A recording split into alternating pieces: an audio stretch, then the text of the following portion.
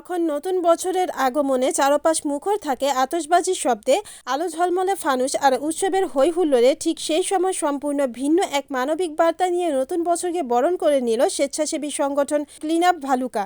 আনন্দ উদযাপনের প্রচলিত ধারার বাইরে গিয়ে সংগঠনটি বেছে নেয় মানবতা, সহানুভূতি ও দায়িত্ববোধের পথ।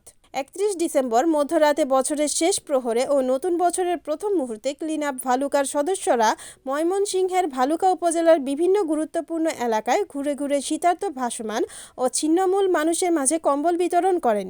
ভালুকা বাসস্ট্যান্ড, ওভারব্রিজ, বাজার এলাকা, থানার মোড় সহ জনসমাগমপূর্ণ স্থানে পরিচালিত হয় এই ব্যতিক্রমধর্মী মানবিক কর্মসূচি। তীব্র শীতে খোলা আকাশের নিচে রাত কাটানো মানুষদের হাতে যখন একটি করে কম্বল তুলে দেওয়া হচ্ছিল, তখন সেটি ছিল কেবল শীতবস্ত্র বিতরণ নয়, ছিল ভালোবাসা, সম্মান ও সহমর্মিতার এক নিঃশব্দ ঘোষণা।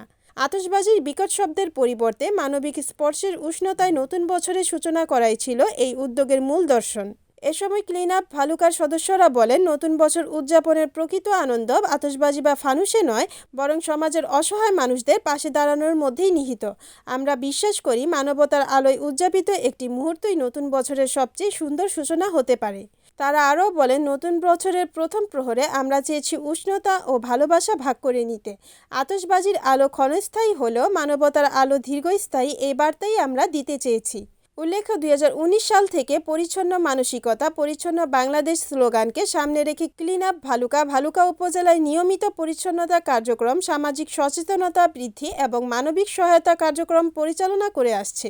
পরিচ্ছন্ন পরিবেশ গড়ার পাশাপাশি মানবিক মূল্যবোধ সম্পন্ন একটি সচেতন সমাজ গঠনের লক্ষ্যে সংগঠনটি নিরলসভাবে কাজ করে যাচ্ছে। নতুন বছরের প্রথম মুহূর্তে ক্লিন আপ ভালুকার এই ব্যতিক্রমধর্মী উদ্যোগ স্থানীয়ভাবে ব্যাপক প্রশংসা কুড়িয়েছে। অনেকেই মনে করছেন, উৎসব উদযাপনের নামে অপচয় নয়, মানবিক কাজে সম্পৃক্ত হওয়ার এমন দৃষ্টান্ত সমাজে ইতিবাচক পরিবর্তনের অনুপ্রেরণা হয়ে থাকবে। মানবতা, দায়িত্ববোধ ও সহানুভূতির মাধ্যমে নতুন বছরকে স্বাগত জানানোর এই প্রয়াস নিঃসন্দেহে একটি অনুকরণীয় উদাহরণ, যা আমাদের উৎসব চর্চাকে নতুন করে ভাবতে শেখায়। রিপোর্ট ইমন সরকার, NNTV, ময়মনসিংহ।